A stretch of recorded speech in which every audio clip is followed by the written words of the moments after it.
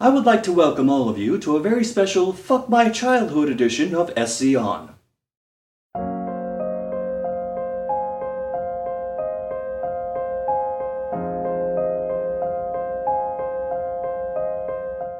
You know what my life was like as a kid? 4 things. Playing sports, playing video games, watching cartoons, and watching sports. My family didn't have cable, so I could only see what was on local access channels, which meant I was pretty much limited to Fox Kids, Kids WB, and whatever random anime or Looney Tunes reruns showed up to fill programming gaps. My favorite Looney Tunes segments were the Roadrunner shorts, watching Wily Coyote come up with grand schemes to catch the Roadrunner, which fell apart faster than Randy Pritchford's credibility after Alien's colonial marines. Meanwhile, Sunsoft continued its string of hit-and-miss titles, both developed and published, into the 16-bit era. And because I have a feeling someone out there is going to be overly defensive about Sunsoft, let's play a quick game of Yay Boo.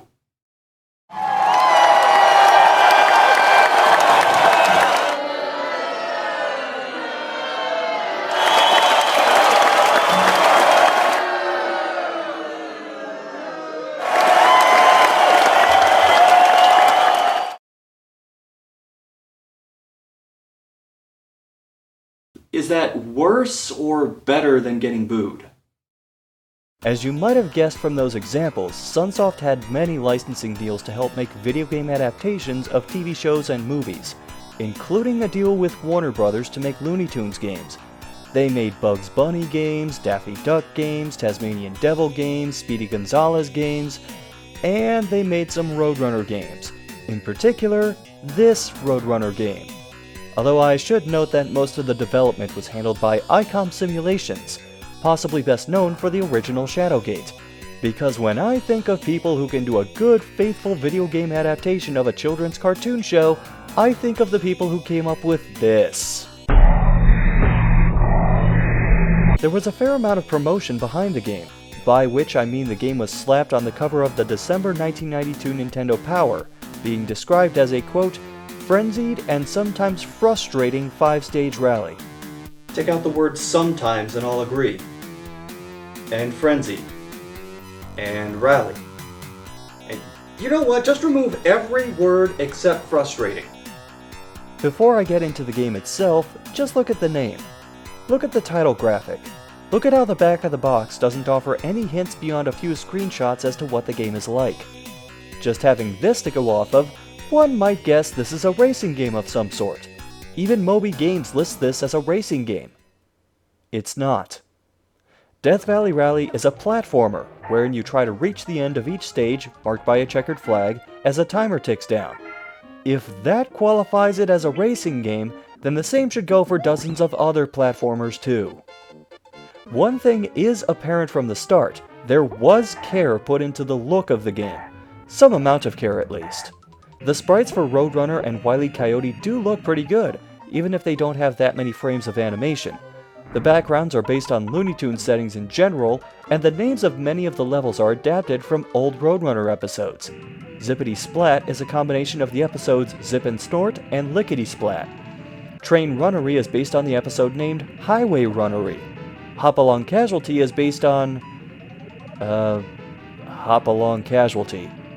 And then there are 2 other levels which don't follow this formula, but we'll get to those later. And each of these start out just like the Roadrunner cartoon, with a chase which freeze frames and shows the pseudo-Latin names for both characters. Through each stage, Wile E. Coyote appears in regular intervals, using various contraptions to try and damage Roadrunner, each of which, like the level names, is either inspired by or directly lifted from the cartoons. He rides in on rockets, drops bombs from biplanes, and even breaks out the infamous Batsuit. They also include birdseed as a key game mechanic. When eaten, birdseed fills the turbo meter. Turbo can be used to run even faster than Roadrunner usually moves, and allows him to run through enemies without getting hurt. Speaking of, am I the only one who finds it odd that his health is represented by a line of red traffic lights? Too nitpicky? Alright, moving on. I'll also give credit to some of the boss fight designs. Some of them are very loosely based on traps from the cartoon, but many of them aren't, like this mechanical monstrosity. However, you might have noticed that everything I liked about this game has little or nothing to do with the gameplay. And what's the one nice thing I can say about that? Roadrunner is fast.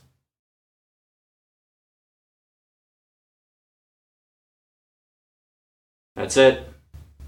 Let's get the obvious out of the way first.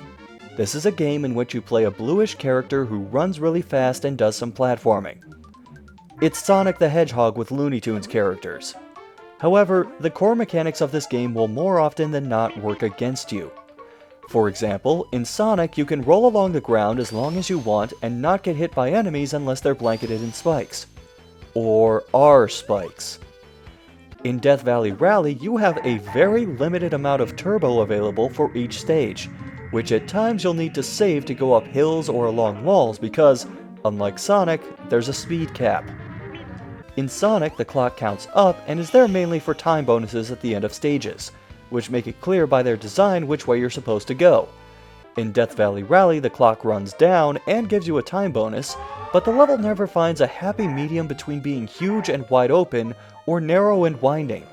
Both are easy to get lost in spite of the occasional road sign giving incredibly vague directions of where to go, because the level design changes on a stage-by-stage basis. Sometimes you go right, sometimes you go left, sometimes you have to climb up, sometimes you have to drop down, sometimes you have to do 3 of those 4 in the same stage. Making matters worse is that there's nothing to differentiate sections within stages from each other.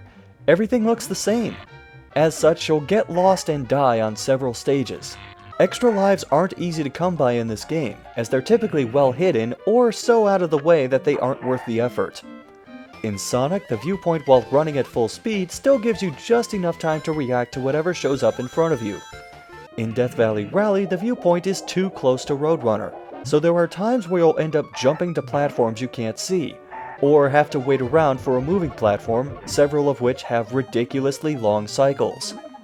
Also, when he's running at full speed, watch how little time you have to react to the enemies in your path. Less than 0.2 of a second. The average human reaction time to visual stimuli? 0.25 seconds. Even with twitch reflexes, this is still too little time to avoid getting hit. As a result, you'll end up running at half speed or slower through most of the game, simply trying not to get hit by every enemy or obstacle you come across. Oh, and by the way, science rules. Then there's the platforming, which is a nightmare for 2 reasons. One is momentum. I know it isn't just me, because even the Nintendo Power article occasionally says things like, quote, "The play control can be frustrating," unquote. Nintendo, do you want me to buy the game, or...? Roadrunner's top speed is pretty fast, but it takes him a couple seconds to get moving.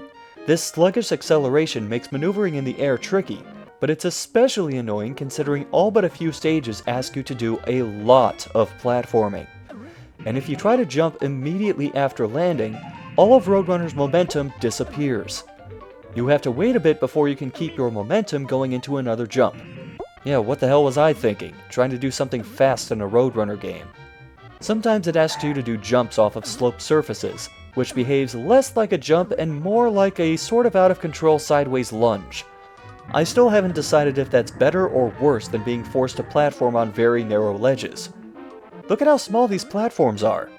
Roadrunner in mid-air is wider than the ledge. And that brings us to Roadrunner Sprite. Going back to Sonic for reference, this is what Sonic looks like standing still. This is what Sonic looks like in mid-air. If you overlay the images, it's easy to tell which part of Sonic has to be over a platform in order to land on it. Compare that to Roadrunner, who looks like this while standing still, and this while in mid-air. Roadrunner Sprite becomes twice as wide when jumping, which leads to a lot of missed jumps with nearly half of Roadrunner's body falling through the sides of platforms. Well, isn't that some half-assed design? Get it? Because half of him's falling through the platform, so half of his ass would be... Why did I write this? You can also run up walls, but without a decent running start, this is a huge pain in the ass to try and do, and almost always leads you into the ground. Turbo is a necessity to go up these, and birdseed and other items such as hearts to refill health, shields to give temporary invincibility, and points in the form of rotating numbers, they ran out of ideas pretty fast, huh? Are sparse or far enough off the beaten path that you'll rarely encounter them most of the time, except by accident. Roadrunner's main method of attack, if you can call it that, is pecking at the ground. This doesn't work against Wily Coyote in any of the regular stages, but it works against the nondescript grunt enemies littered throughout the game. It's also how you eat birdseed and attack weak points during the boss fights. However, you have to be standing perfectly still to do it. And remember, Roadrunner is sluggish not just to start moving, but to stop as well. That brings us to a less obvious method of attack. Roadrunner's feet. When he's sliding to a stop, the talons count as an attack and can damage enemies. This is the one way you might avoid taking damage from enemies in the road when running at full speed. But it won't do a damn thing to help you against background obstacles or projectiles, of which there are considerably more.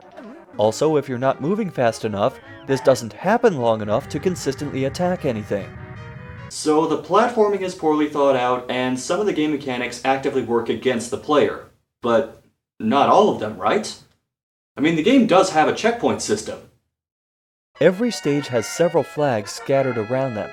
These count toward a point bonus at the end depending on how many you collect, with yellow ones being worth the least, and red and purple flags, which are much rarer, worth more. But they all make the same fanfare when you get one. They also act as respawn points, so if you die, you'll go back to the last flag you raised. However, if you hit a flag that's in some out-of-the-way corner of the map, you'll be set back almost as far as if you just started the stage over. If you hit one at the bottom of a vertical road, you'll have to waste turbo to get out. If you hit one in a dead end where enemies or Wily Coyote are all but guaranteed to hit you, you'll respawn there and inevitably take damage. And by the way, the timer doesn't reset when you respawn, so any time lost between raising the flag and dying is time you won't get back. That may not sound like much, but considering you only get an extra life every 50,000 points, any kind of bonus is important in a game where once you run out of lives, you're done. No saves, no continues, no passwords. I don't know how I had the patience to beat this as a kid. This must have been around the time I learned what the word masochism means. Get off the couch! For a moment I thought I'd just have to give up on this video, but then I remembered there's an extra life cheat code, the only cheat code in the game, so you start the game with 75 lives. In fairness, I didn't need them so much for the first couple levels, but that might be because they're the ones I played the most as a kid, and I still remembered where I eventually had to go. That's even with the crushers on level 2 somehow damaging Roadrunner from touching the tops of them, and cannon shots flying in from off-screen, usually with little or no time to react. The same goes for the first boss, which just involves timing when to rush in, peck at the weak point, which is always made pretty clear by the diagram for each fight, and run away. Level 2 is when the Wily contraptions become not so creative. Yes, he has the rocket skates for one stage, but the jackhammer? The wrecking ball, which gets reused for the boss battle? It's not uncommon to go through stages 1 and 3 without seeing him more than 2 or 3 times because he can't leave the ground. In fact, when you die, it's usually the generic enemies or environmental hazards which get you, not Wily Coyote, even though he's constantly coming after you. The boss, which I mentioned earlier, is another instance when Roadrunner's momentum becomes a problem. You have to peck the little boxes on the machine track, but again, you have to stand still to do it, and when you do, the machine speeds up.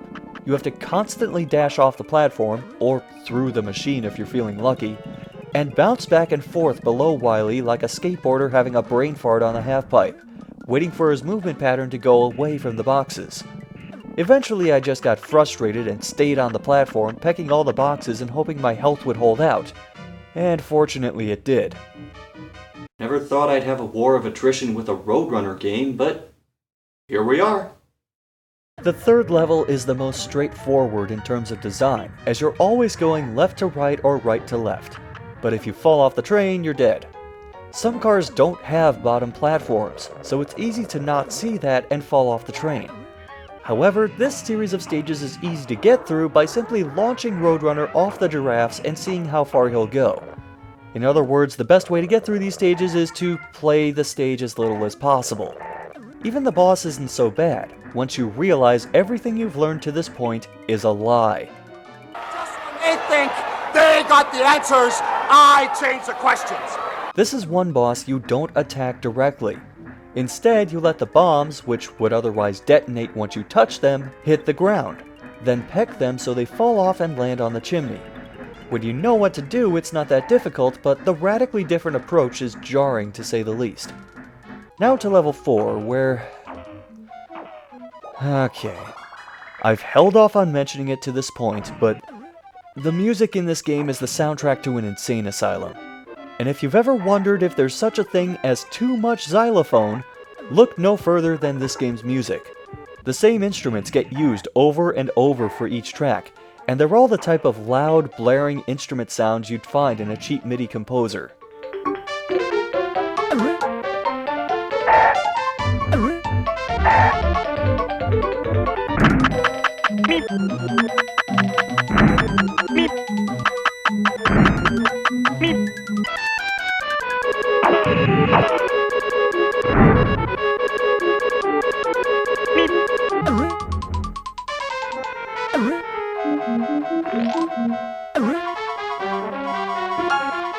The third level's music is fine, and so is the Looney Tunes intro music, but everything else in this game starts off as zany cartoon backing, but becomes more and more and more irritating as it loops over and over and over, and the song only stops for a brief moment between stages before starting up again.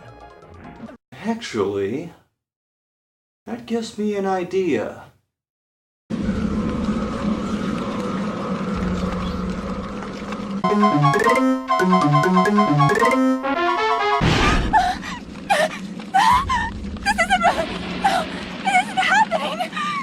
Anyway, the fourth level introduces the exploding robot lady Roadrunner, and TNT barrels, which explode when you get close to them and cause some rocks to very slowly fall from the top of the screen. Which I still got hit by because you tell me where Roadrunner's hitbox starts and ends.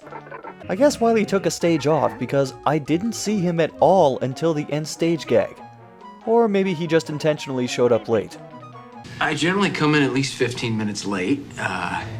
The third part also introduces an even bigger labyrinth in which to get lost, as well as... drills. Drills with no indication of where they are until they've popped out of the ground, walls, or ceiling and more than likely brained you. Just what this game needed. A reason to move even slower. The boss is a drilling machine, which you have to climb on top of, avoid getting crushed against the stalactites, and peck those same boxes from the Wrecking Ball boss. What are these things? And why does Wily keep using them? I think he tried buying some other trap, and instead he got a box of Acme, whatever the fuck this is. I don't know, you figure it out. It gets annoying quickly trying to tap dance on top of the machine and peck at the boxes.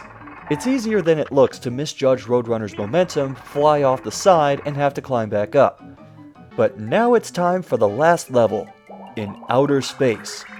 This should be my favorite level, because it features another Looney Tunes character I like, Marvin the Martian. Hell, I dressed as him for Halloween once upon a time. He even appears in parts of each stage, and in one, he even deploys the Instant Martians. Too bad I hate everything about these stages. There are several paths so narrow Roadrunner barely fits through them, which twist around all over the map while branching out into even more narrow paths. Meanwhile, there are lasers which don't give nearly as much warning as the other environmental hazards and constantly hit you. Zero warning death pits, and several points where you'll end up going to the bottom of a twisting path to get birdseed, only to use most of it to get out of there.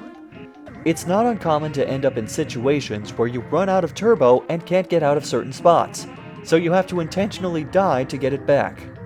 This is also around the time I realized getting hit while on a moving platform can cause Roadrunner to fall through it. I spent almost half an hour on the first stage, getting lost, circling back over the same areas over and over, before giving up and looking up a map. It sure as hell wasn't helping that every arrow I saw pointed down, and I couldn't see anything resembling an exit when I was walking along the bottom of the map. Turns out I kept missing this one specific gap in the wall which dropped down to the end of the stage. Now imagine I didn't have a map and didn't know about the 75 life code, so I kept getting lost here, dying, and going back to the start of the game. Fuck my childhood.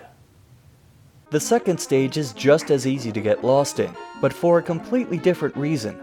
Here the end is behind a series of teleporters which crisscross all over the map, making the arrows even more useless. The idea is that the higher the number on top of the teleporter, the closer you are to the end, but at various points you have to go from higher to lower numbers to progress, or skip over some teleporters. Meanwhile, the third stage is... how can I describe this? You know how some games like the old Mega Mans have a boss rush? Here, Wily breaks out some of his old traps, as well as some I guess they couldn't fit anywhere else. It's more of a mild annoyance retrospective. The Mild Annoyance Retrospective, coming summer 2018. Speaking of mild annoyance, I hope you're used to Roadrunner's hitbox by now because there are several points where you have to platform on incredibly narrow ledges. Beyond that, why are there drills in this stage? The last boss is a giant robot head of Wile E. Coyote on a long neck, which rises from the ground like a lethargic jack-in-the-box. This may or may not be a reference to the Solid Tin Coyote. If it is, they forgot to add, the body. The boss is a moderate challenge once you realize, again, everything you know is a lie. Just when they think they got the answers, I change the questions. This boss has 5 weak points, but only one of them, the giant light bulb nose, is there at the start of the fight. Once that's gone, you have to get the satellite dishes on the cheeks and ears, but you can't reach them. See those instant Martians flying up the sides of the screen? The same ones which were attacking Roadrunner no more than 2 stages ago? Now they don't damage him at all, and you have to use them to reach the weak points on the ears. And once that's over, Wile E. Coyote falls and is somehow completely unharmed by the vacuum of space and the heat of re-entry through Earth's atmosphere. The game makes one last nod to a classic ending where Wily tries to end the show before he hits the ground. Except in the cartoon they actually did it. Death Valley Rally shows no mercy. It not only drives him into the pavement, it also blows him up and has a fat lady land ass first on his head. Nice job, game. Now I actually feel bad for Wile E. Coyote.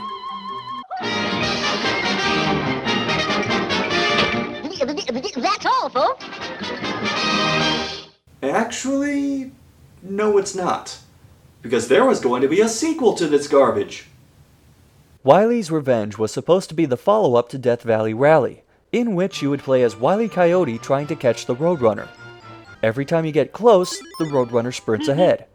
There are tons of obstacles to avoid no matter which path you end up taking, and the idea is, in fact, not to try and catch the Roadrunner, but open a certain number of crates to gather parts for Wily's contraptions to clear each stage. This is in large part because of a mandate from Warner Brothers that Wile E. Coyote never actually catch the Roadrunner at any point. Which then begs the question, why would you make this game? It wound up getting cancelled because around this time, Sunsoft was facing bankruptcy because its parent company, Sun Electronics, lost a lot of money investing in golf courses in Florida. This forced the cancellation of any projects that weren't in the final stages of development. Would this game have been better, or, perish the thought, worse than Death Valley Rally? We'll never know for sure, but at least from this early build of the first level, I can say it controls a lot better than Death Valley Rally, and I have a little more time to react to everything. So, there's that. This game could have worked, but it wound up being something that worked better in theory than it did in practice. And even though it's not as bad as I remember it being, I'm still going to remember Roadrunner's Death Valley Rally as the game that turned me against games based on TV shows and movies. But not so much that I didn't get Desert Speed Trap on the Game Gear, which I also didn't like. Or Daffy Duck the Marvin missions. Yeah, I still have my original copy of it. And yes, I do think it's better than Roadrunner's Death Valley Rally. And no, I won't.